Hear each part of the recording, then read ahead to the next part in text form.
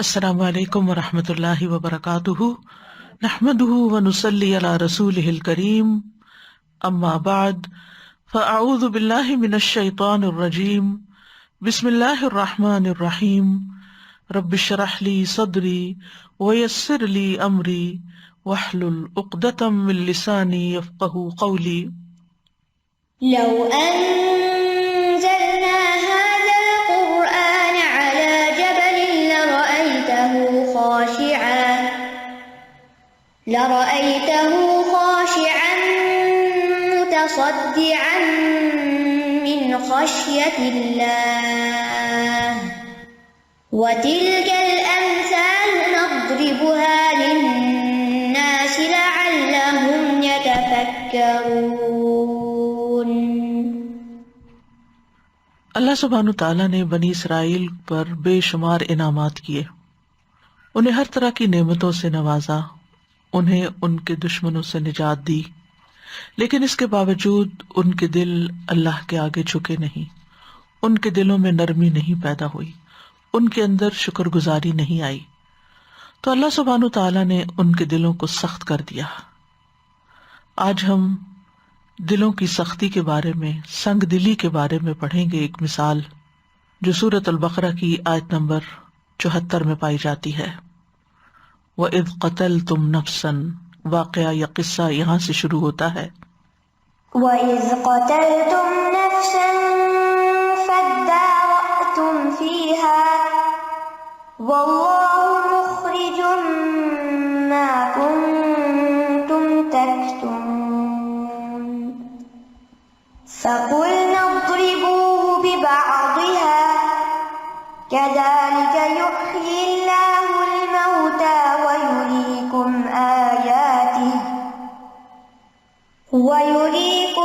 آيَاتِهِ لَعَلَّكُمْ تَعْقِلُونَ۔ ثُمَّ قَسَتْ قُلُوبُكُم مِّن بَعْدِ ذَلِكَ فَهِيَ كَالْحِجَارَةِ أَوْ أَشَدُّ قَسْوَةً وَإِنَّ مِنَ الْحِجَارَةِ لَمَا يَتَفَجَّرُ مِنْهُ الْأَنْهَارُ وَإِنَّ مِنْهَا لَمَا يَشَّقَّقُ فَيَخْرُجُ مِنْهُ الْمَاءُ وَإِنَّ مِنْهَا لَمَا يَهْبِطُ مِنْ خَشْيَةِ اللَّهِ وَمَا اللَّهُ بِغَافِلٍ عَمَّا تَعْمَلُونَ۔ اور جب تم نے ایک شخص کو قتل کر دیا، پھر تم اس کے بارے میں باہم جھگڑنے لگے، اور اللہ اسے ظاہر کرنے والا تھا جو کچھ تم چھپا رہے تھے، تو ہم نے کہا اس مقتول کو اس گائے کے بعض حصے سے ضرب لگاؤ، اسی طرح اللہ مردوں کو زندہ کرے گا، اور وہ تمہیں اپنی نشانیاں دکھاتا ہے تاکہ تم عقل سے کام لو۔ پھر اس کے بعد تمہارے دل سخت ہو گئے، گویا کہ وہ پتھروں کی طرح ہیں یا ان سے بھی زیادہ سخت، اور بے شک بعض پتھر وہ ہیں کہ ان میں سے نہریں پھوٹ نکلتی ہیں، اور بے شک ان میں سے کچھ ایسے ہیں کہ جو پھٹ پڑتے ہیں تو ان میں سے پانی نکل آتا ہے، اور بلا شبہ ان میں سے کچھ ایسے ہیں کہ وہ اللہ کے خوف سے گر پڑتے ہیں، اور اللہ ہرگز اس سے غافل نہیں ہے جو بھی تم عمل کرتے ہو۔ اس مثال کا سیاق و سباق کچھ اس طرح ہے کہ بنی اسرائیل کا ایک شخص بے اولاد تھا مگر بہت مالدار تھا، اس کا بھتیجا اس کا وارث بنتا تھا، تو بھتیجے نے چچا کو قتل کر دیا اور اس کی لاش کو رات کے وقت اپنے ہی یعنی بنی اسرائیل ہی کے ایک آدمی کے دروازے پر پھینک آیا، پھر یہ دعویٰ کر دیا کہ اس شخص نے اسے قتل کیا ہے۔ اس کے نتیجے میں سب لوگ مسلح ہو کر ان کی طرف گئے، اور ان کا قبیلہ بھی مسلح ہو گیا، اور آپس میں ایک دوسرے سے جھگڑنے لگے اور ایک دوسرے پر الزام تراشی کرنے لگے۔ تو اتنے میں ایک عقل مند شخص نے ان سے کہا کہ تم آپس میں کیوں جھگڑتے ہو؟ تمہارے درمیان اللہ کے رسول موجود ہیں، تم ان سے فیصلہ کروا لو۔ لہٰذا وہ موسیٰ علیہ السلام کے پاس آئے اور انہوں نے اس واقعے کا ذکر کیا، تو موسیٰ علیہ السلام نے فرمایا کہ اللہ تمہیں ایک گائے ذبح کرنے کا حکم دیتا ہے۔ انہوں نے کہا کیا تم ہم سے مذاق کرتے ہو؟ پھر انہوں نے گائے سے متعلق بہت سے سوالات کیے کہ اس کا رنگ کیسا ہو، اس کی شکل کیسی ہو، اور کہنے لگے کہ گائے ہم پر مشتبہ ہو گئی ہے۔ تو موسیٰ علیہ السلام نے کہا کہ وہ ایسی گائے ہے جو نہ ہل جوتتی ہے، زمین میں ہل نہیں چلاتی، نہ کھیتی کو پانی دیتی ہے، صحیح سالم ہے، اس میں کسی قسم کا رنگ اور نشان نہیں۔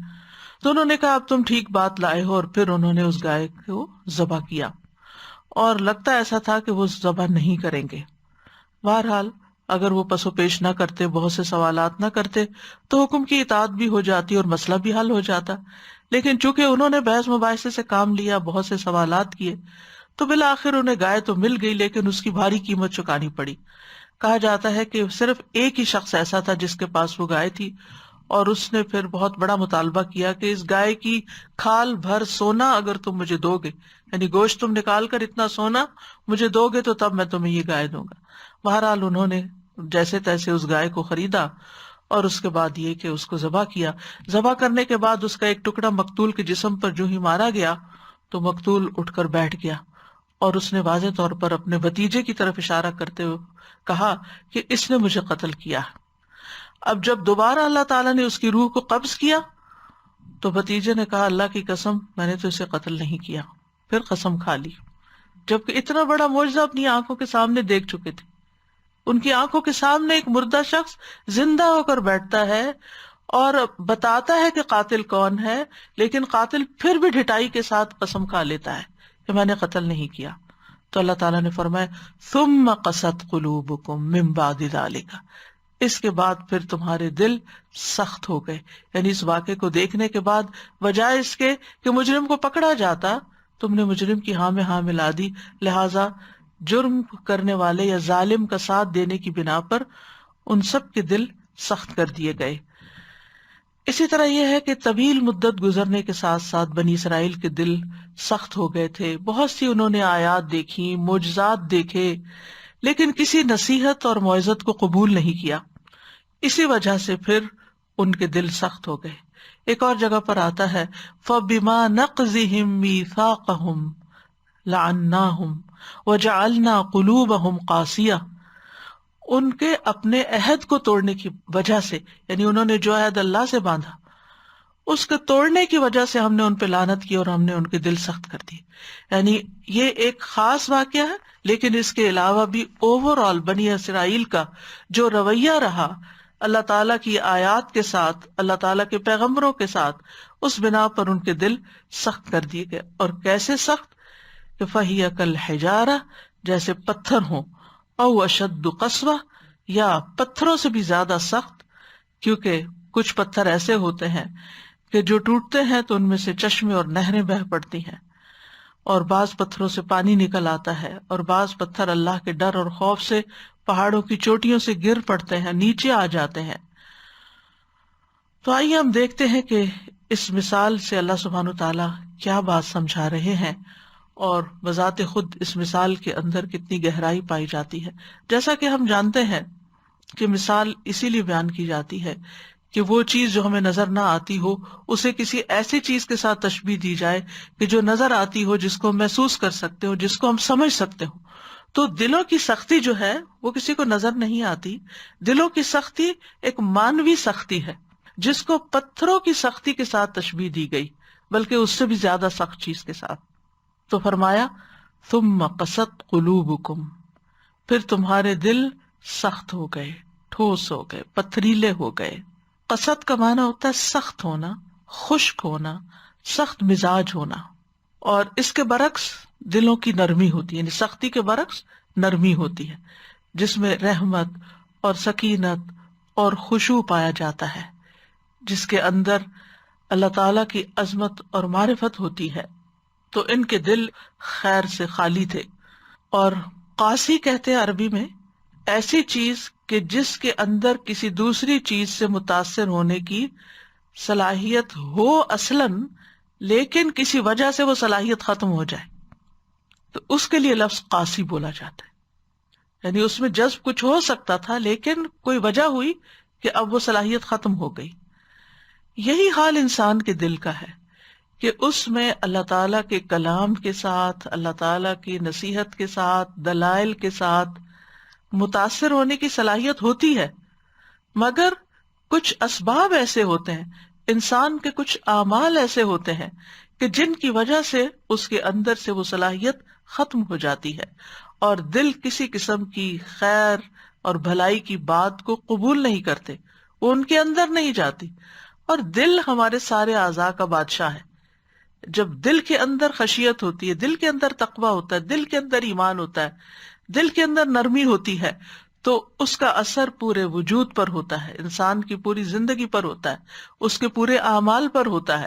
اور جب دل سخت ہو جاتے ہیں تو سخت سے سخت بات اور پیار بھری بات اور نصیحت بھری بات پھر اثر نہیں کرتی۔ نتیجہ کیا ہوتا ہے کہ انسان خیر کی باتوں کو ایک کان سے سنتا ہے، دوسرے سے نکال دیتا ہے، بڑی بڑی عبرتناک واقعات اور مثالیں اپنے سامنے دیکھتا ہے، لیکن اس کے دل پر کسی قسم کا کوئی اثر نہیں ہوتا۔ یہاں یہ بات یاد رکھیے، ایک دل کی قوت بھی ہوتی ہے، وہ دل کی مضبوطی ہوتی ہے، دل کا ثبات ہوتا ہے، جماؤ ہوتا ہے، کسی کام کو کرنے کی صلاحیت اور توفیق ہوتی ہے۔ اس کے مقابلے میں سختی ایک مذموم چیز ہے۔ دل کی قوت، دل کا مضبوط ہونا، بہادر ہونا، یہ اس کی خوبی ہے، یہ قابل تعریف ہے، جبکہ دل کی سختی قابل مذمت ہے۔ تو دل کو سخت نہیں ہونا چاہیے بلکہ طاقتور ہونا چاہیے، کمزور نہیں ہونا چاہیے، بزدل نہیں ہونا چاہیے، لیکن نرم ہونا چاہیے۔ فرمایا ثم قست قلوبکم من بعد ذلک، اس کے بعد، یعنی اوپر جو واقعہ گزرا خاص طور پر اس کے بعد، لیکن عمومی طور پر ان سارے انعامات اور معجزات کو دیکھنے کے بعد جو اللہ تعالیٰ نے بنی اسرائیل کو دیے، جیسے اللہ تعالیٰ نے ان کی توبہ قبول کر لی، پھر اسی طرح من و سلوہ انہیں دیا، پھر اسی طرح ان پر جب پہاڑ معلق کر کے ان سے وعدہ لیا کہ خذوا ما آتیناکم بقوہ، کتاب کو مضبوطی سے پکڑو، پھر اس کو ٹال دیا۔ پھر آپ دیکھیے کہ کس طرح دشمنوں سے نجات دی، کس طرح ان کو تورات دی گئی، ان کے اندر پیغمبر بھیجے گئے۔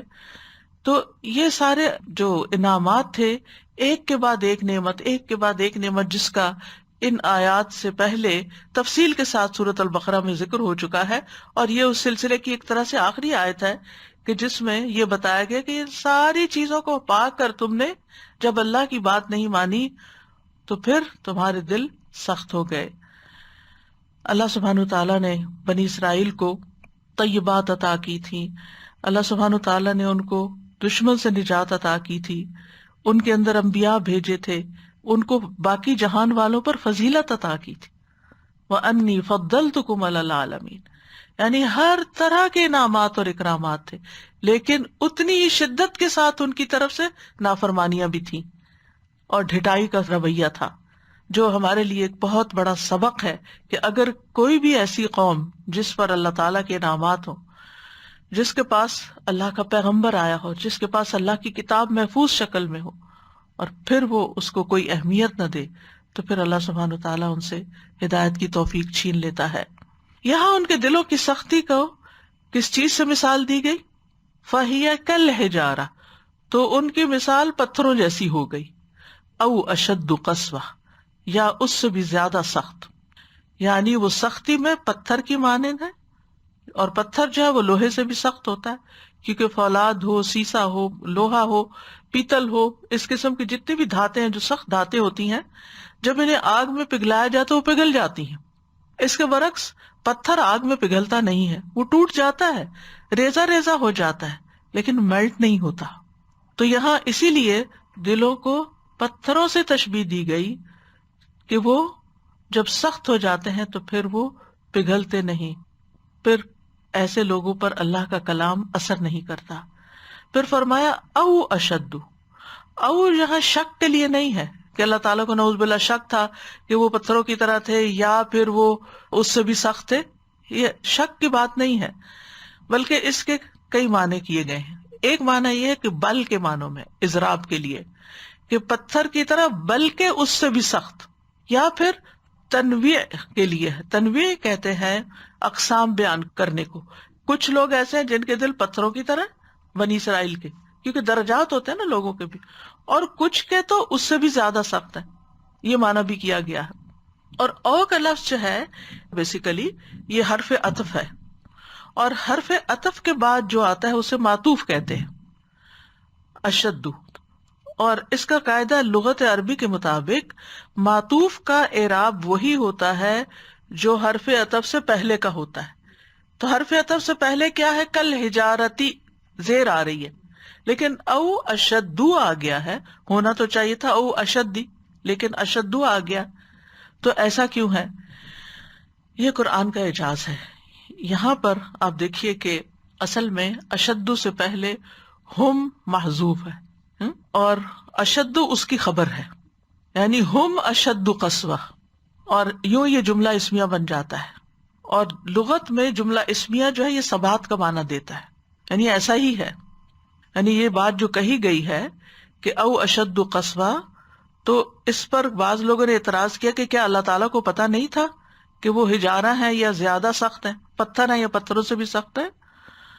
تو بات یہ ہے کہ بعض یہود کے دل حجارہ تھے اور بعض اس سے بھی زیادہ سخت تھے. اور اسی طرح ہم جانتے ہیں کہ دلوں کی حالت بدلتی بھی رہتی ہے. تو بعض وقت وہ حجارہ کی طرح ہوتے تھے، پتھر کی طرح، اور بعض اوقات اس سے بھی زیادہ سخت. اب دیکھیے کہ پتھر کے لیے سخت ہونا ایک خوبی ہے، یعنی پتھر کا سخت ہونا اس کے لیے خیر کا باعث ہے، کیونکہ اس سے سختی مطلوب ہے. جو کام پتھر سے لیا جانا ہے اس کے لیے اس کو پتھر ہی ہونا چاہیے، کیونکہ اگر وہ پتھر نو مثال کے طور پر پہاڑ ہے، چٹانیں ہیں، اگر یہ پہاڑ سخت نہ ہو تو کیا ہو؟ ہوا آئے اور سب کو اڑا کے لے جائے، بارش برسے اور سب بہہ جائیں، یا دھوپ نکلے اور اگر مثلاً برف بھی ہے تو وہ بھی ساری پگھل جائے. تو پتھروں کے لیے تو سختی ان کی خوبی ہے، لیکن انسان کے لیے پتھر جیسا ہونا اس کی مذمت ہے. سنگ دل، سٹون ہارٹیڈ. اردو میں بھی آپ دیکھیں سنگ دل کہتے، سنگ پتھر کو کہتے فارسی میں. تو حجارہ کے بھی اپنے فائدے ہیں، یعنی پتھروں کے اپنے فائدے ہیں جو کہ آگے آیت میں آ رہے ہیں.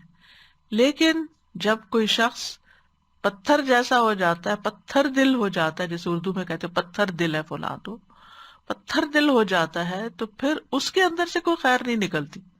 یعنی پتھر اپنی اصلی شکل میں بڑی خیر رکھتا ہے اپنے اندر، لیکن انسان جب پتھر بنتا ہے تو اس کے اندر تو کوئی خیر رہتی ہی نہیں، اور صرف پتھر یا چٹان یا کوئی پتھر کا ٹکڑا چھوڑے بڑے بڑے پہاڑ. جب کوہ طور نے تجلی دیکھی اللہ سبحانہ وتعالیٰ کی تو کیا ہوا؟ ریزہ ریزہ ہو گیا.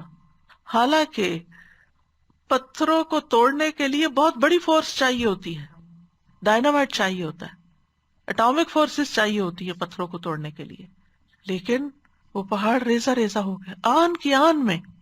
اسی طرح موسیٰ علیہ السلام نے جب عصا مارا تھا چٹان کے اوپر تو کیا ہوا؟ اس سے 12 چشمے پھوٹ پڑے، اس میں سے خیر نکل پڑی. اسی طرح لو انزلنا هذا القرآن على جبل لرأيته خاشعا متصدعا من خشیۃ اللہ. اگر ہم اس قرآن کو کسی پہاڑ پر اتارتے، یعنی اللہ کا کلام اپنے اندر اتنی قوت رکھتا ہے کہ اگر یہ پہاڑ پر بھی اترے تو پہاڑ بھی ریزہ ریزہ ہو جائے، ٹکڑے ٹکڑے ہو جائے، اللہ کے ڈر سے جھک جائے، پست ہو جائے. اور یہاں اسی لیے فرمایا، اور یہ مثالیں ہم لوگوں کے لیے بیان کرتے ہیں تاکہ وہ غور و فکر کریں کہ اگر قرآن مجید میرے دل پر اثر نہیں کر رہا تو کہیں میرا دل سخت تو نہیں.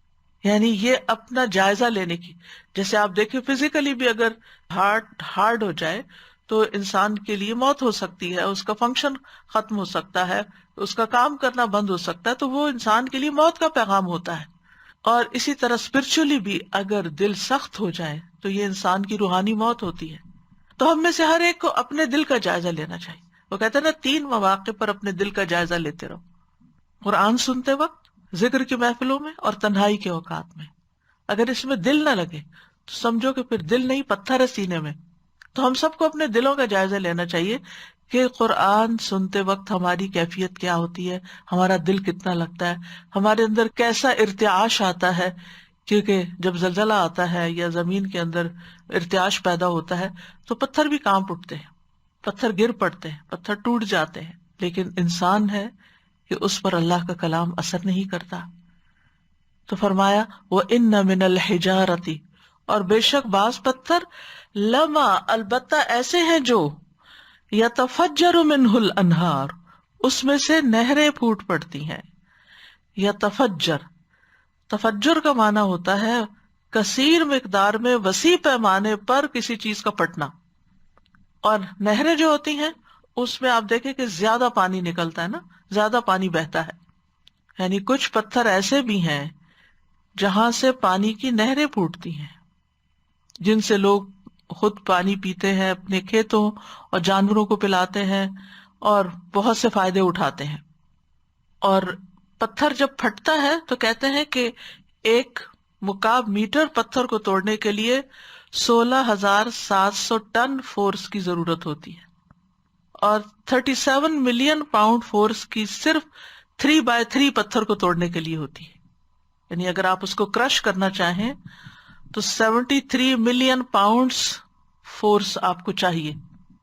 لیکن یہ پتھر اللہ کے ڈر سے کیسے پھٹتے ہیں، اللہ کے حکم سے کیسے پھٹتے ہیں کہ وہاں سے پانی نکل آتا ہے. اصل میں آپ دیکھیں کہ جب بادل اور بارش آتی ہے تو زمین کے اندر پانی جذب ہونا شروع ہو جاتا ہے اور وہ زمین کے اندر کی سٹریمز کے چلا جاتا ہے. لیکن ان سٹریمز کے اوپر آس پاس پتھر بھی ہوتے ہیں جس کی وجہ سے وہ پانی زمین سے باہر نہیں نکلتا.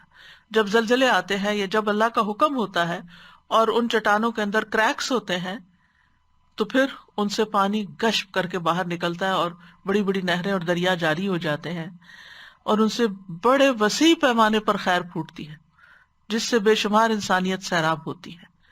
اسی طرح جس انسان کے اندر خیر ہو، یعنی پہلے وہ غافل تھا، اسے پتا نہیں تھا، سخت مزاج تھا، جیسے عمر رضی اللہ عنہ کی مثال آتی ہے، لیکن جب قرآن ان کے دل پہ اترا تو کس طرح ان سے خیر جاری ہوئی، کتنے بڑے بڑے نیکی کے کام انہوں نے کیے کہ جس سے نسلیں فائدہ اٹھا رہی ہیں. کیونکہ نہروں سے جو پانی نکلتا ہے وہ پھر بہتے بہتے سینکڑوں میل دور تک چلا جاتا ہے، اس کے اثرات بہت دور دور تک جاتے ہیں. اور سورس کیا ہے؟ پتھر کا پھٹنا. تو جس انسان کا دل نرم ہو جاتا ہے، اس کی سختی ختم ہو جاتی ہے، پھر اس کے اندر دوسروں کے لیے بے پناہ بھلائی آ جاتی، وہ ہر ایک کی خیر سوچتا ہے، ہر ایک کے لیے بھلا کرتا ہے، ہر ایک کو فائدہ پہنچاتا ہے. اور پھر فرمایا وَإِنَّ مِنْهَا لَمَا يَشَّقَّقُ، اور ان میں سے بعض ایسے ہیں جو شق ہو جاتے ہیں، کریک ہو جاتے ہیں. فَيَخْرُجُ مِنْهُ الْمَاءُ، تو اس میں سے پانی رسنے لگتا ہے، پانی نکلتا ہے. یعنی پہلے درجے میں زیادہ پانی نکلتا ہے، لیکن چونکہ پتھروں کی بھی حالتیں اور ان کے مقام کے کہاں پر وہ پتھر ہیں، کتنے سائز کے ہیں، کیونکہ اس سختی میں بھی پتھر مختلف ہوتے ہیں، تو پھر اس کے اندر سے دوسری قسم کے پتھر سے جب وہ کریک ہوتا ہے تو پانی نکلنے لگتا ہے. اور یہ پہلی قسم کے پتھروں سے کم درجے کے ہیں. اور پانی جو ہے اللہ تعالیٰ کا ایک بہت بڑا عطیہ ہے انسانیت کے لیے. انسان کی زندگی اس پر قائم ہے. صرف انسان نہیں، حیوان، نباتات سب پانی کے محتاج ہوتے ہیں. تندرستی اور صحت کی بقا کے لیے پانی چاہیے ہوتا ہے. انسانی جسم کے اندر سب سے زیادہ مقدار پانی ہی کی ہوتی ہے. وَجَعَلْنَا مِنَ الْمَاءِ كُلَّ شَيْءٍ حَيٍّ، ہر زندہ چیز جو ہے اس کی بنیاد پانی ہے. پانی کے بغیر انسانی زندگی کا تصور بھی نہیں. ہر چیز کی اصل پانی ہے. ابو ہریرہ کہتے ہیں کہ ایک مرتبہ وہ نبی صلی اللہ علیہ وسلم کے پاس آئے اور کہا یا رسول اللہ صلی اللہ علیہ وسلم، جب میں آپ کو دیکھتا ہوں تو میرا دل ٹھنڈا ہو جاتا ہے، آنکھوں کو قرار آ جاتا ہے. آپ مجھے ہر چیز کی اصل بتائیے. آپ نے فرمایا ہر چیز پانی سے پیدا کی گئی ہے. یعنی گویا زندگی، عمارت سے مراد آبادی اور خوشحالی کی بنیاد پانی ہے. تو اس کے بغیر تو زندگی ہی نہیں. تو کتنا ضروری ہے کہ انسان کے اندر نرمی ہو، کہ اس کے آنسو بہ پڑے. یعنی دل کی نرمی کا اظہار کہاں سے ہوتا ہے؟ آنکھوں سے پانی بہ کے، اس کے جسم کے اندر اس کے رونگٹے کھڑے ہو کر، اس کے کھال نرم ہو کر، یعنی اس کا اثر پھر پورے جسم پر پڑتا ہے، اس کا اظہار بھی ہوتا ہے. وَإِنَّ مِنْهَا لَمَا يَهْبِطُ مِنْ خَشْيَةِ اللَّهِ، اور کچھ پتھر ایسے ہوتے ہیں کہ ان سے پانی تو نہیں نکلتا لیکن اللہ کے ڈر سے وہ گر پڑتے ہیں، پہاڑوں کی چوٹیوں سے نیچے آ جاتے ہیں. وہ کہاں اونچے لگے ہوئے تھے اور کہاں وہ لڑکتے لڑکتے لڑکتے نیچے آ گئے. یہبط، حبوط کا معنی ہے اوپر سے نیچے آنا. اور یہاں خشیت اللہ کا لفظ استعمال ہوا ہے، اور خشیت اس خوف کو کہتے ہیں جس کے ساتھ علم بھی ہو، جیسے آتا ہے نا انما یخشی اللہ من عبادہ العلماء. تو یہ علم کس چیز کا علم؟ اللہ کی عظمت کا علم. تو پتھروں کے اندر بھی اللہ کی ہیبت جب آتی، اللہ کی عظمت کا احساس جب پیدا ہوتا ہے تو وہ گر پڑتے ہیں. مجاہد کہتے ہیں پہاڑ کی چوٹی سے جب بھی چٹان گرتی ہے اور کسی بھی پتھر سے جب نہر پھوٹتی ہے یا اس میں سے پانی نکلتا ہے تو ایسا صرف اللہ کے خوف کی وجہ سے ہوتا ہے، کیونکہ انسان، حیوانات، نباتات کے علاوہ جمادات کے اندر بھی اللہ کی معرفت ہے. اسی لیے ہر چیز اللہ کی تسبیح بیان کر رہی ہے، اسی لیے ان کے اندر اللہ کی خشیت آتی. آپ کو معلوم ہے نا کہ جب جمعہ کا دن آتا ہے تو ہر چیز قیامت کے آنے سے ڈرنے لگتی ہے. تو ہر چیز کیسے ڈرنے لگتی؟ کیونکہ ان کے اندر بھی اللہ کی معرفت ہے. ایک انسان ایسا ہے جو سنگ دل ہوتا ہے تو اس کے اندر اللہ کی معرفت نہیں ہوتی. اور پھر آپ دیکھیے کہ یہاں پر جو ترتیب بیان ہوئی وہ بھی بڑی دلچسپ ہے. سب سے پہلے تفجر کی بات کی گئی، پھر تشقق کی بات ہے، پھر حبوط کی بات ہے. تو آپ دیکھیں کہ اوپر سے پہاڑ سے پتھر لڑکتے ہیں نا تو وہ صرف اوپر ہی ہلچل نہیں ہوتی، کہتے ہیں کہ وہ سب سے پہلے زمین کے اندر ہوتی ہے، پھر اس کے بعد دوسرے درجے کی ہوتی ہے، پھر اس کے بعد پہاڑ سے اوپر سے پتھر لڑکتے ہیں. وَمَا اللَّهُ بِغَافِلٍ عَمَّا تَعْمَلُونَ، اور اللہ اس سے غافل نہیں جو تم عمل کرتے ہو.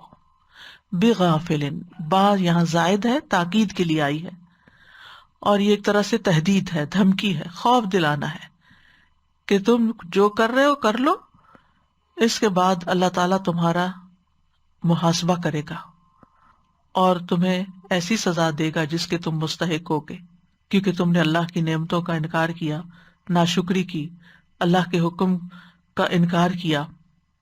اور یاد رکھیے کہ یہاں جو اللہ تعالیٰ کے بارے میں یہ آیا نا کہ وہ غافل نہیں ہے، تو اللہ کا غافل نہ ہونا اس کی صفات سلبیہ میں سے ہے.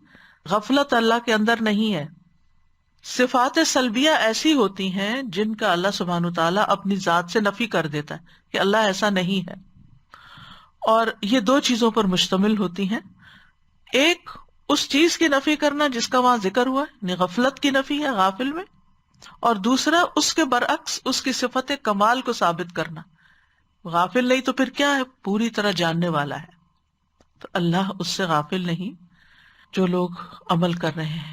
اور اس کو ایک قرات میں یعملون بھی پڑھا گیا ہے، اور یہاں براہ راست بنی اسرائیل سے خطاب ہے، اس دور کے بھی جب یہ واقعہ پیش آیا، اور پھر اس کے بعد نبی صلی اللہ علیہ وسلم کے زمانے کے یہود جو ہیں ان سے بھی خطاب ہے، اور اس کے بعد بھی. اور پھر جیسا کہ آیات سے ایک سبق لینا ہوتا ہے تو اس میں ہم سب کے لیے بھی ایک بہت بڑا سبق ہے کہ اگر ہم اللہ سبحانہ تعالیٰ کے کلام سے اثر نہیں لیتے تو پھر یہ ڈرنے کی بات ہے، فکر مندی کی بات ہے. تو بنیادی طور پر تو بنی اسرائیل کی سرزنش کی گئی کہ تم عجیب قوم ہو کہ مردے کا جی اٹھنا تم نے اپنی آنکھوں سے دیکھا، پھر بھی تم اپنے کفر اور سرکشی پر ڈٹے رہے، تمہارے دل نرم نہ ہوئے، پتھر جیسے ہو گئے، اس سے بھی سخت ہو گئے. اور ہم جانتے ہیں کہ بنی اسرائیل کے دلوں کی سختی اس سے بھی پتہ چلتی کہ جو انہوں نے اللہ کے کلام کے ساتھ کیا، جو انہوں نے اللہ کے انبیاء کے ساتھ کیا. یعنی جب دل سخت ہوتا ہے نا، انسان بڑے سے بڑا گناہ کر لیتا ہے، اسے ڈر ہی نہیں لگتا، اس کے اندر سے حیا ہی نکل جاتی، اسے کوئی احساس ہی نہیں ہوتا، وہ ہر طرح کا ظلم کر لیتا ہے. پھر اسی وجہ سے ہم دیکھتے ہیں کہ بنی اسرائیل کے دلوں کی سختی ہی تھی کہ وہ انبیاء کو نیکی کا حکم دینے والوں کو قتل کر دیا کرتے تھے. آپ سوچئے اگر ہمارے سامنے اللہ کے رسول صلی اللہ علیہ وسلم آ جائیں تو ہمارے دلوں کا حال کیا ہو، ہمارے اندر کیسی محبت ہو، ہماری کیفیت ہی بدل جائے. وہ آواز دے تو ہم لبیک کہہ کے آگے بڑھیں جیسے صحابہ کرام تھے. کیسی محبت تھی، کیسا تعلق تھا، کیسے معاملات تھے. اس کے برعکس آپ دیکھیے موسیٰ علیہ السلام کو کہ ان کی قوم ان کے ساتھ کیا کر رہی ہے. کبھی بحث مباحثہ کر رہے ہیں، اور کبھی کہتے ہیں ہم اللہ کو ڈائریکٹ خود دیکھنا چاہتے ہیں اور ہم تمہاری بات نہیں مانیں گے جب تک تم یہ کام ہمارا نہ کرو. اور جب وہ کہتے ہیں چلو ہم اپنا ملک واپس فتح کرتے ہیں تو کہتے ہیں اذهب انت وربک فقاتلا انا ہاہنا قاعدون، جاؤ تم اور تمہارا رب، ہم تو یہاں بیٹھے ہیں، تم لوگ جا کے لڑو، اور جب فلسطین فتح ہو جائے تو پھر ہم بھی آ جائیں گے۔ انا للہ و انا الیہ راجعون۔ پھر اسی طرح انبیاء کو قتل کرنا ان کے بائیں ہاتھ کا کھیل تھا، لوگوں کا مال ناجائز کھاتے تھے، پیغمبروں کا انکار کر دیتے تھے، اپنی خواہشات کو اللہ کے احکامات پر فوقیت دیتے تھے، اللہ کے وعدوں کو توڑ دیتے تھے، کتاب میں تحریف کرتے تھے، اس پر عمل کرنا چھوڑ دیا، یعنی اللہ کے کلام کو بدل دیا۔ آپ دیکھیے کہ کبھی ایسا ہوتا ہے نا، پڑھتے وقت کوئی منہ سے لفظ غلط نکل جائے تو کہتے استغفر اللہ، واپس پڑھتے۔ امام بھی تراویح میں بھول جائے، واپس پیچھے سے پوری آیت پڑھتے، یہ اللہ کے ڈر کی وجہ سے، کلام کے ادب کی وجہ سے۔ لیکن ان کا حال دیکھیں کہ وہ اپنی مرضی سے اس میں سے مٹا رہے ہیں، ڈال رہے ہیں، آگے کر رہے ہیں، پیچھے کر رہے ہیں، اس کو چھپا رہے ہیں۔ یہ سب کیا ہے؟ یہ دلوں کی سختی ہی کی تو ہے۔ تو اہل ایمان کو بنی اسرائیل کی روش اپنانے سے منع کیا گیا ہے۔ اللہ تعالیٰ کا فرمان ہے أَلَمْ يَأْنِ لِلَّذِينَ آمَنُوا أَن تَخْشَعَ قُلُوبُهُمْ لِذِكْرِ اللَّهِ وَمَا نَزَلَ مِنَ الْحَقِّ وَلَا يَكُونُوا كَالَّذِينَ أُوتُوا الْكِتَابَ مِن قَبْلُ فَطَالَ عَلَيْهِمُ الْأَمَدُ فَقَسَتْ قُلُوبُهُمْ وَكَثِيرٌ مِّنْهُمْ فَاسِقُونَ۔ کیا ان لوگوں کے لیے جو ایمان لائے وہ وقت نہیں آیا کہ ان کے دل اللہ کی یاد کے لیے اور اس حق کے لیے جھک جائیں جو نازل ہوا ہے، اور وہ ان لوگوں کی طرح نہ ہو جائیں جنہیں ان سے پہلے کتاب دی گئی، پھر ان پر لمبی مدت گزر گئی تو ان کے دل سخت ہو گئے۔ یعنی امت محمد صلی اللہ علیہ وسلم کو براہ راست سمجھایا جا رہا ہے کہ تم بنی اسرائیل کی پیروی نہ کرنا اس معاملے میں۔ ابن کثیر کہتے ہیں اللہ نے مومنوں کو اس بات سے منع کیا کہ وہ ان لوگوں کی مشابہت اختیار کریں جن پر ان سے پہلے یہود و نصارہ میں سے کتاب کی ذمہ داری ڈالی گئی تھی۔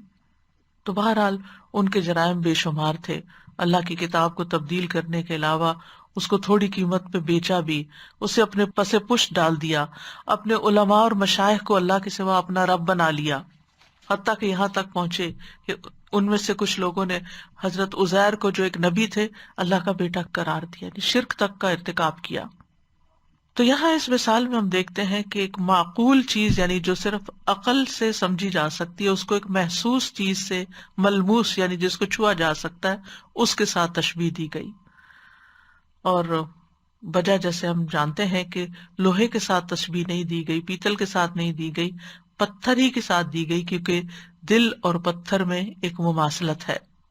ابن عاشور کہتے ہیں اللہ نے جو ان کے دلوں کو پتھروں سے بھی زیادہ سخت قرار دیا، اس کی وجہ یہ ہے کہ یہ دونوں یعنی پتھر اور بنی اسرائیل کے دل سختی میں مشترک ہیں، ایک جیسے ہیں۔ پتھر تو پھٹنے پہ تبدیل ہو جاتے ہیں، ان کی شکل تبدیل ہو جاتی ہے، ان کا فنکشن تبدیل ہو جاتا ہے، لیکن بنی اسرائیل کو، یہود کو کسی چیز نے کوئی فائدہ نہ دیا۔ اور لوگوں کے اندر بھی آپ دیکھیں کہ کئی قسمیں ہوتی ہیں، جیسا کہ ہم اپنے آس پاس بھی دیکھتے ہیں کہ بعض لوگ ہوتے ہیں کہ جن کے دل میں اللہ کا کوئی ڈر نہیں ہوتا، کوئی خانہ ہے ہی نہیں اللہ کے ڈر کا، وہ آزاد رہتے ہیں، جو دل چاہتا ہے کرتے ہیں، اپنی خواہشات کے اوپر چلتے ہیں، جس چیز میں ان کو فائدہ نظر آتا ہے وہی کر رہے ہوتے ہیں، اور جہاں انہیں کوئی دنیا کا نقصان نظر آتا ہے اس چیز کو وہ نہیں لیتے، دلیل کی بجائے مفاد کو اہمیت دیتے ہیں، یعنی دلیل کو نہیں مانتے، بس یہ دیکھتا ہے فائدہ کس چیز میں ہے۔ اگر نفس ان کا کہے کسی چیز کے آگے جھکنے کو کہ گدھے کو استاد بنا لو تو وہ بھی کر لیں گے، لیکن جہاں اللہ کا حکم آئے وہاں ان کے دل جھکنے کو تیار نہیں۔ دوسری قسم کے لوگ وہ ہوتے ہیں کہ جن کے دل میں کچھ نہ کچھ حرام حلال کا لحاظ رہتا ہے، ان کو خیال ہوتا ہے کہ مرنے کے بعد اللہ کے پاس حاضر ہونا ہے، تو عام حالات میں وہ اللہ سے ڈر کے زندگی بسر کر رہے ہوتے ہیں۔ روزمرہ زندگی میں عام طور پر لوگوں کو ان سے کوئی نقصان نہیں پہنچتا، لیکن پھر بھی ان کے اندر کسی نہ کسی درجے کی پیچیدگی ہوتی ہے، ان کے اندر نفس کے چھپے ہوئے جذبات ہوتے ہیں کہ جس کی وجہ سے اگر کوئی غیر معمولی واقعہ پیش آ جائے، کوئی ان کے نفس پہ چیز گراں گزر جائے تو پھر پھٹ پڑتے ہیں، پھر وہ لحاظ چھوڑ دیتے ہیں، تقویٰ ان کے ہاتھ سے چلا جاتا ہے۔ عام حالات میں، نارمل حالات میں وہ اچھے انسان ہوتے ہیں، لیکن غیر معمولی حالات میں پھر ان کے اندر وہی ہوتا ہے جو کسی اللہ سے نہ ڈرنے والے کے اندر حرکتیں ہوتی ہیں، یعنی اللہ سے نہ ڈرنے والے جیسے ریا کرتے ہیں ویسے ہی کرتے ہیں۔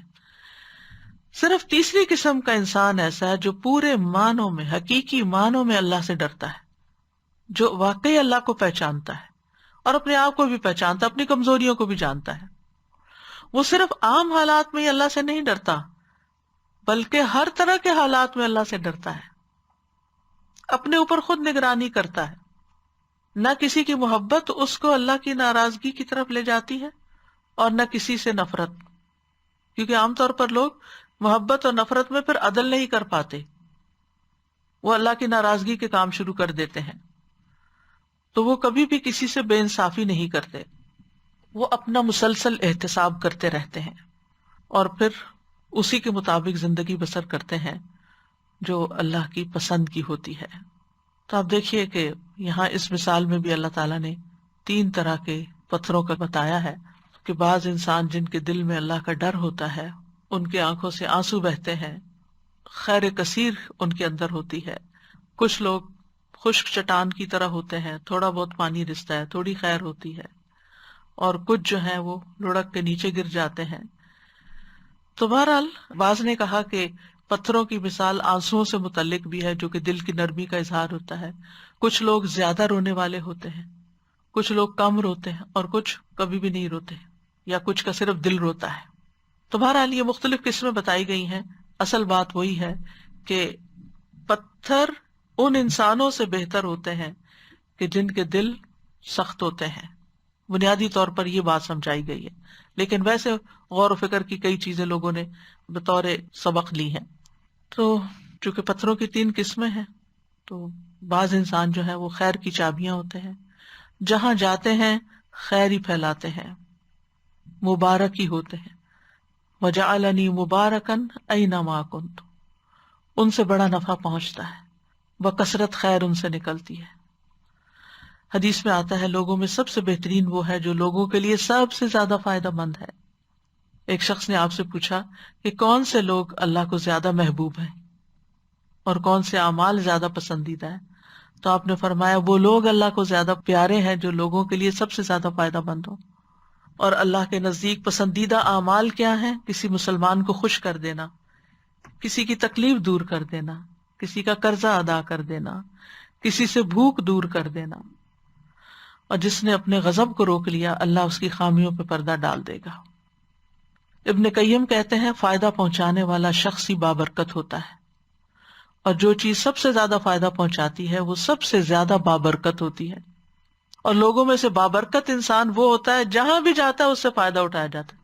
آپ دیکھیں نہر یا دریا جب چلتا ہے تو کیسا ہوتا ہے، کبھی کسی طرف رخ موڑ لیتا ہے، کبھی کسی طرف، جدھر جدھر جاتا ہے وہاں خیر ہی خیر ہوتی چلی جاتی ہے۔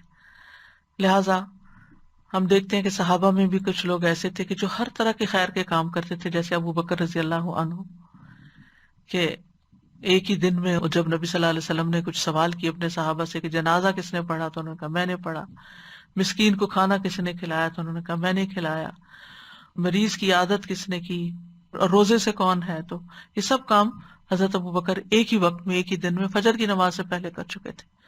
تو نیکی کا کوئی بھی موقع ضائع نہیں کرنا چاہیے۔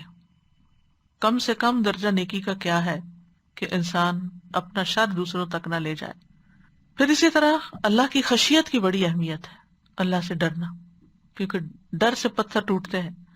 اللہ کی خشیت انبیاء کی صفت بھی ہے، وَيَخْشَوْنَهُ وَلَا يَخْشَوْنَ أَحَدًا إِلَّا اللَّهُ، فرشتوں کی صفت بھی ہے، يَخَافُونَ رَبَّهُم مِّن فَوْقِهِمْ وَيَفْعَلُونَ مَا يُؤْمَرُونَ، متقین کی صفت ہے، الَّذِينَ يَخْشَوْنَ رَبَّهُم بِالْغَيْبِ، اللہ کا قرب پانے کے لیے اللہ کا تقوی ضروری ہے۔ اِنَّ أَكْرَمَكُمْ عِندَ اللَّهِ أَتْقَاكُمْ، ابن قیم کہتے ہیں عام مومن خوف رکھتے ہیں، علماء اور اللہ کی معرفت رکھنے والے خشیت رکھتے ہیں، اور اللہ سے محبت کرنے والے ہیبت رکھتے ہیں، اور اللہ کے مقربین اللہ کی تعظیم کرتے ہیں۔ جو اللہ کے قریب ہوتے ہیں وہ اللہ سبحانہ وتعالیٰ کی عظمت کرتے ہیں، اور جس انسان کے دل میں جتنی اللہ کی معرفت ہوتی ہے اس کے دل میں اتنی ہی خشیت ہوتی ہے۔ منافق اللہ سے نہیں ڈرتا، مومن احسان اور خشیت کو جمع کرتا ہے، منافق بدعملی اور بے خوفی جمع کرتا ہے، یعنی کام بھی کچھ نہیں کرتا اور ڈرتا بھی نہیں۔ اسی طرح اللہ کے ڈر سے رونے والے جو ہیں ان کی بھی بڑی فضیلت ہے۔ نبی صلی اللہ علیہ وسلم نے فرمایا، اللہ کے نزدیک 2 قطروں اور 2 نشانوں سے زیادہ کوئی چیز محبوب نہیں۔ ایک وہ قطرہ جو اللہ کے خوف سے آنسو بن کر نکلے، اللہ کے ڈر سے نکلے۔ پھر اس مثال میں ایک اور فائدہ بھی پایا جاتا ہے کہ جمادات اور نباتات وغیرہ بھی اپنے رب کو پہچانتے ہیں، یعنی بے جان چیزیں بھی اللہ کی معرفت رکھتی ہیں۔ سورۃ جمعہ میں آتا ہے یسبح للہ ما فی السماوات و ما فی الارض۔ سورۃ الاسراء میں آتا ہے وَإِن مِّن شَيْءٍ إِلَّا يُسَبِّحُ بِحَمْدِهِ وَلَٰكِن لَّا تَفْقَهُونَ تَسْبِيحَهُم، کوئی چیز ایسی نہیں مگر وہ اللہ کی حمد کے ساتھ اس کی تسبیح نہ کرتی ہو، لیکن تم ان کی تسبیح کو نہیں سمجھتے۔ رسول اللہ صلی اللہ علیہ وسلم نے فرمایا، میں اس پتھر کو پہچانتا ہوں جو مکہ مکرمہ میں میرے مبعوث ہونے سے پہلے مجھ پر سلام کیا کرتا تھا، یعنی وہ پیغمبر کو بھی پہچانتا تھا کہ یہ آئندہ کا پیغمبر ہے۔ جب نبی صلی اللہ علیہ وسلم احد پہاڑ پر گئے حضرت ابوبکر، عمر اور عثمان رضی اللہ عنہ کے ساتھ، تو وہ کانپنے لگ گیا، لرزنے لگ گیا۔ آپ نے اس پہ پاؤں مارا اور فرمایا، ٹھہرو، تجھ پر ایک نبی، ایک صدیق اور 2 شہید ہیں۔ تو وہ سمجھتا تھا، تو تبھی آپ نے اس کو خطاب کیا۔ کھجور کا تنا مسجد نبی میں رونے لگا جب نبی صلی اللہ علیہ وسلم نے اس کو چھوڑ کر اپنا ایک ممبر بنوا لیا تھا، تو اس کو بھی پتا تھا کہ میرے اوپر اللہ کا ذکر ہوتا ہے، اللہ کے نبی مجھ پہ کھڑے ہو کے خطبہ دیتے، تو اس نے وہ جدائی محسوس کی۔ یعنی قیامت کے دن زمین بھی گواہیاں لائے گی، تو زمین بھی دیکھ رہی ہے نا سب کچھ کہ ہم کیا کر رہے ہیں، اس کے اوپر ہمارے آس پاس کی چیزیں سب میں ہمارے آثار جذب ہو رہے ہیں۔ پھر اسی طرح نبی صلی اللہ علیہ وسلم کے معجزات میں سے ایک معجزہ یہ کہ ایک موقع پر صحابہ کھانا کھا رہے تھے تو آپ صلی اللہ علیہ وسلم نے کھانے کی تسبیح ان کو سنوائی۔ پھر اسی طرح اس مثال سے ایک اور فائدہ یا ایک اور اہم بات پتہ چلتی ہے کہ دل ہمارے جسم کا سب سے قیمتی حصہ ہے، اور دل کے اوپر ہماری جسمانی اور روحانی صحت کا انحصار ہے۔ حدیث میں آتا ہے، بے شک جسم میں ایک گوشت کا ٹکڑا ہے، جب اس کی اصلاح ہو جاتی ہے تو تمام جسم کی اصلاح ہو جاتی ہے، جب وہ خراب ہوتا ہے تو سارا جسم خراب ہوتا ہے، سنو وہ دل ہے۔ یعنی رسول اللہ صلی اللہ علیہ وسلم نے اصلاح کا حقیقی طریقہ بتایا ہے کہ جسمانی اعتبار سے وہ انسان صحت مند ہوتا ہے جس کا دل ٹھیک کام کر رہا ہو، اسی طرح دینی، اخلاقی اور روحانی لحاظ سے انسان کی اصلاح اسی وقت ہوتی ہے جب اس کا شعور، اس کا دل، اس کی سوچ صحیح کام کر رہی ہو۔ اگر اس کی سوچ مثبت ہے تو وہ خیر کے کام کرے گا، اور اگر سوچ منفی ہے تو ایسے انسان سے شر ہی پھوٹتا ہے۔ پھر ہم دیکھتے ہیں کہ ایمان کا تعلق بھی دل کے ساتھ ہے۔ وَلَمَّا يَدْخُلِ الْإِيمَانُ فِي قُلُوبِكُمْ، تقوی کا مقام بھی دل ہے۔ أُولَٰئِكَ الَّذِينَ امْتَحَنَ اللَّهُ قُلُوبَهُمْ لِلتَّقْوَىٰ، یہی لوگ ہیں جن کے دلوں کو اللہ نے تقوی کے لیے جانچ لیا۔ اسلام کا تعلق بھی دل سے ہے۔ ایک حدیث میں آتا ہے کہ آپ سے پوچھا گیا کہ اسلام کیا ہے، آپ نے فرمایا تم اپنا دل اللہ کے سپرد کر دو، دل اللہ کو دے دو، اور یہ کہ تم اپنے چہرے کا رخ اللہ تعالیٰ کی طرف کر دو۔ پھر اسی طرح نفاق یا منافقت کا تعلق بھی دل سے ہے۔ فی قلوبہم مرض، ان کے دلوں میں بیماری ہے۔ فأعقبہم نفاقا فی قلوبہم، اللہ نے ان کے دلوں میں نفاق رکھ دیا الی یوم یلقونہ، اس دن تک جس دن وہ اس سے ملیں گے۔ وحی الہی بھی نبی صلی اللہ علیہ وسلم کے دل پہ اتاری گئی۔ وَإِنَّهُ لَتَنزِيلُ رَبِّ الْعَالَمِينَ نَزَلَ بِهِ الرُّوحُ الْأَمِينُ عَلَى قَلْبِكَ لِتَكُونَ مِنَ الْمُنذِرِينَ، وہی دل پر اتری۔ دل کی بنیاد سے ہی اللہ تعالیٰ بندوں کو چنتا ہے، یعنی دل پر ہی انحصار ہے کہ اللہ کس کو کس کام کے لیے چنتا ہے۔ عبداللہ بن مسعود فرماتے ہیں، بے شک اللہ نے بندوں کے دلوں پر نظر فرمائی تو قلب محمد کو بندوں کے دلوں میں سب سے بہتر پایا صلی اللہ علیہ وسلم، اس لیے اللہ نے ان کو اپنے کام کے لیے منتخب کر لیا اور انہیں پیغمبری کا شرف عطا کر کے مبعوث کر دیا۔ پھر قلب محمد صلی اللہ علیہ وسلم کے بعد بندوں کے دلوں پر نظر فرمائی تو صحابہ کے دل کو سب سے بہترین پایا، چنانچہ اللہ نے انہیں اپنے نبی کا وزیر بنا دیا، ان کے ساتھ ملا دیا۔ اللہ سبحانہ وتعالیٰ بھی ہماری شکلیں نہیں دیکھتے، ہمارے دل دیکھتے ہیں کہ نیتیں کیسی، اندر کیسا ہے، سوچتے کیا ہو، خیالات کیسے ہیں، جو کہہ رہے ہو وہ دل میں ہے بھی کہ نہیں، کہیں قول و فعل میں تضاد تو نہیں، اور پھر یہ بھی کہ دل سوچنے سمجھنے کی صلاحیت رکھتا ہے۔ حضرت علی کہتے ہیں کہ بے شک عقل دل میں ہوتی ہے، یعنی سوچنے سمجھنے کی صلاحیت کا تعلق دل سے ہے. دل ہی کے اندر نیکی اور گناہ کی پہچان ہوتی ہے. یعنی استفت قلبک، اپنے دل سے پوچھو کہ یہ کوئی کام کرنا چاہیے یا نہیں کرنا چاہیے. ابن مسعود کہتے ہیں وہ شخص ہلاک ہوا جس کا دل نیکی کو نیکی اور برائی کو برائی نہ سمجھے. جب وہ پتھر ہوگا تو پھر وہ کیا سمجھے سوچے گا. حذیفہ کہتے ہیں کہ دلوں کی 4 اقسام ہیں. غلاف میں لپٹا ہوا دل، بس یہ کافر کا دل ہے. ٹیڑھا دل، یہ منافق کا دل ہے. ملاوٹ کے بغیر دل، گویا اس میں چراغ چمک رہا ہو، یہ مومن کا دل ہے. اور ایک دل وہ ہوتا ہے جس میں کچھ ایمان ہوتا ہے کچھ نفاق ہوتا ہے، ملا جلا دل ہوتا ہے. ہمیں دیکھنا چاہیے کہ ہمارے اندر کون سا دل ہے. ایمان کی مثال یوں ہے جیسے کوئی درخت ہو جس کو پاکیزہ پانی مدد دیتا ہو. نفاق کی مثال ایسے جیسے پھوڑا پھنسی ہو جس کو پیپ اور خون مدد دیتا ہو. بس ان دونوں میں سے جو بھی دل پہ غالب آ جائے وہی حالت غالب آ جائے گی. یعنی اگر ایمان زیادہ ہوگا تو نفاق کنٹرول ہو جائے گا، اور اگر نفاق کی شدت زیادہ ہوئی تو ایمان کمزور ہو جائے گا. پھر یہ بھی یاد رکھیے کہ بندوں کے دل اللہ کے ہاتھ میں ہے، اس لیے اللہ ہی سے دعائیں کرتے رہنے چاہیے کہ ہمارے دلوں کو ہدایت پہ قائم رکھے.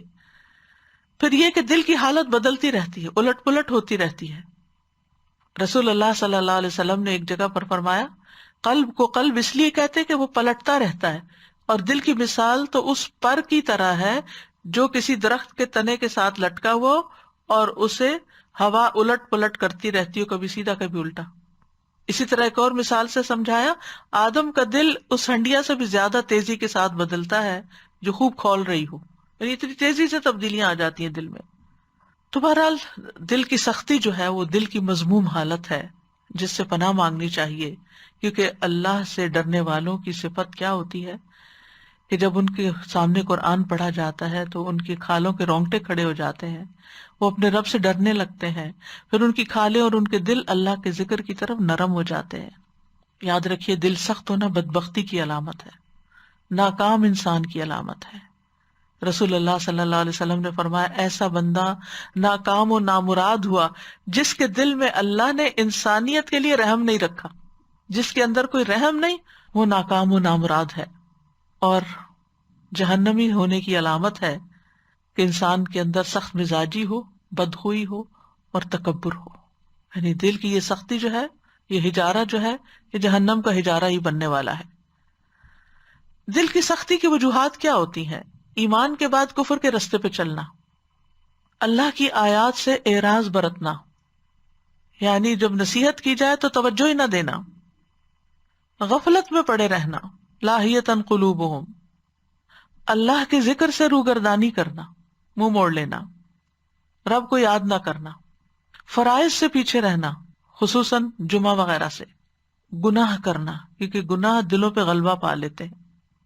رسول اللہ صلی اللہ علیہ وسلم نے فرمایا دلوں میں سے ہر دل کے آگے گناہوں کے بادل آ جاتے ہیں. جس طرح چاند کے آگے بادل آتے ہیں، چاند چمک رہا ہوتا ہے، اچانک بدلی سامنے آ جاتی ہے اور وہ تاریک ہو جاتا ہے. جب بدلی سامنے سے ہٹ جاتی ہے تو روشن ہو جاتا ہے. گناہ سے توبہ کر لیتا ہے انسان تو دل پھر چمکنے لگتا ہے. اور ہمارے دل کا حال تو ہم اپنے کو خود ہی جانتے ہیں نا، کوئی اور تو نہیں جانتا. اس لیے علاج بھی خود ہی کرنا ہوگا کہ اگر دل میں کسی وقت کچھ بھی ایسی چیز آئے تو فوراً اس کی صفائی کر دی جائے. دل فتنے قبول کرتے ہیں، دلوں میں ہی دنیا کی محبت ہوتی ہے. رسول اللہ صلی اللہ علیہ وسلم نے فرمایا اس ذات کی قسم جس کے ہاتھ میں میری جان ہے، تمہارے اوپر یقیناً دنیا برسا دی جائے گی، یعنی تمہیں بہت دنیا مل جائے گی، یہاں تک کہ تم میں سے کسی ایک کے دل کو کوئی چیز ٹیڑھا نہ کرے گی مگر مزید دنیا کی طلب. یعنی دنیا کی لالچ، ہرس، زیادہ سے زیادہ کی لالچ دلوں کو ٹیڑھا کر دیتی.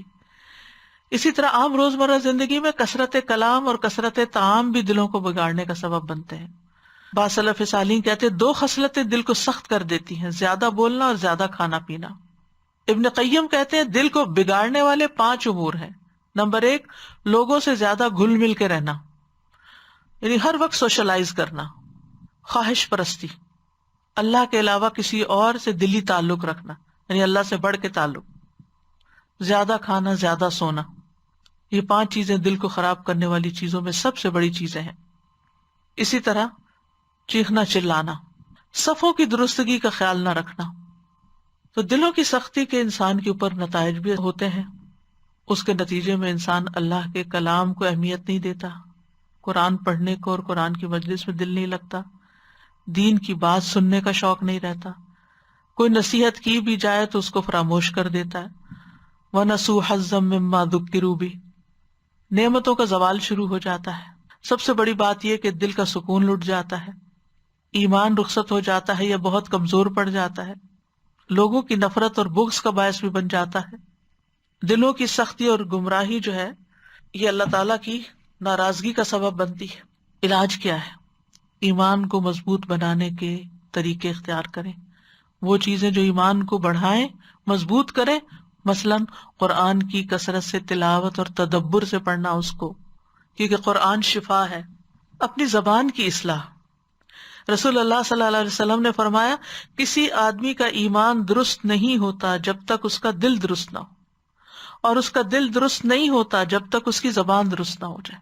تو اپنے منہ سے نکلے ہوئے الفاظ پہ غور کرنا، پھر یتیم اور مسکین کا لحاظ رکھنا، دل کو اخلاقی برائیوں سے پاک رکھنا جیسے خیانت، حسد، بغض، نفرت، پھر رات کا قیام، سحری کے وقت اللہ کے آگے گڑ گڑا کے رونا، دعائیں کرنا، نیک صحبت، حلال کھانا، ہر ماہ 3 روزے رکھنا، گناہ ہونے پر فوری توبہ کرنا، روزانہ 100 بار استغفار کرنا۔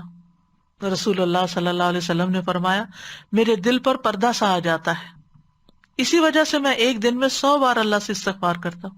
یہ ہمیں لازم اپنے اوپر کر لینا چاہیے، گن کے، یا تسبیح پکڑے یا انگلیوں پہ کرے، لیکن گن کے کم از کم 100 بار ضرور، اور سوچ کے استغفر اللہ استغفر اللہ استغفر اللہ، اور جتنا زیادہ اتنا ہی اچھا ہے۔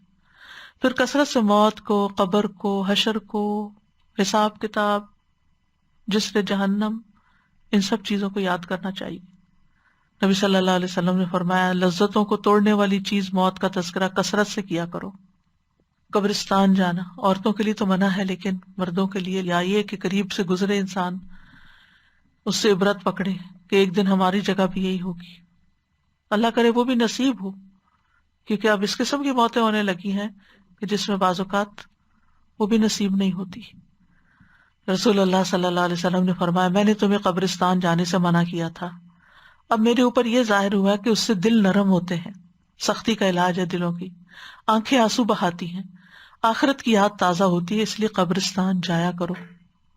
تو بہرحال خلاصہ یہ ہے کہ اگر انسان چاہتا ہے کہ اپنے دل کو نرم کرے تو پھر وہ کام کرے جس سے دل نرم ہوتے ہیں، اور سب سے اہم چیز یہ کہ دعا کرے، ربنا لا تزغ قلوبنا بعد اذ ہدیتنا وہب لنا من لدنک رحمہ انک انت الوہاب، اللہم مصرف القلوب صرف قلوبنا على طاعتک، اللہم یا مقلب القلوب ثبت قلوبنا على دینک، اللہم انی اعوذ بک من شر سمعی ومن شر بصری ومن شر لسانی ومن شر قلبی ومن شر منی، اللہم انی اعوذ بک من علم لا ينفع ومن قلب لا يخشع ومن نفس لا تشبع ومن دعوت لا يستجاب لها، اللہم اغسل قلبی بماء الثلج والبرد ونق قلبی من الخطایا كما نقیت الثوب الابیض من الدنس وباعد بینی وبین خطایایا كما بعدت بین المشرق والمغرب، اللہم انی اسألک الثبات فی الامر والعزیمة علی الرشد واسألک موجبات رحمتک وعزائم مغفرتک واسألک شکر نعمتک وحسن عبادتک واسألک قلبا سلیما ولسانا صادقا واسألک من خیر ما تعلم واعوذ بک من شر ما تعلم واستغفرک لما تعلم انک انت علام الغیوب، ربنا تقبل منا انک انت السمیع العلیم وتب علینا انک انت التواب الرحیم، وصلی اللہ علی سیدنا محمد وعلی آلہ واصحابہ واہل بیتہ اجمعین برحمتک یا ارحم الراحمین۔ لو أنزلنا هذا القرآن على جبل لرأيته خاشعا متصدعا من خشية الله وتلك الأمثال نضربها للناس لعلهم يتفكرون. السلام علیکم استاذہ جی، میں ایک چیز پوچھنا چاہ رہی تھی.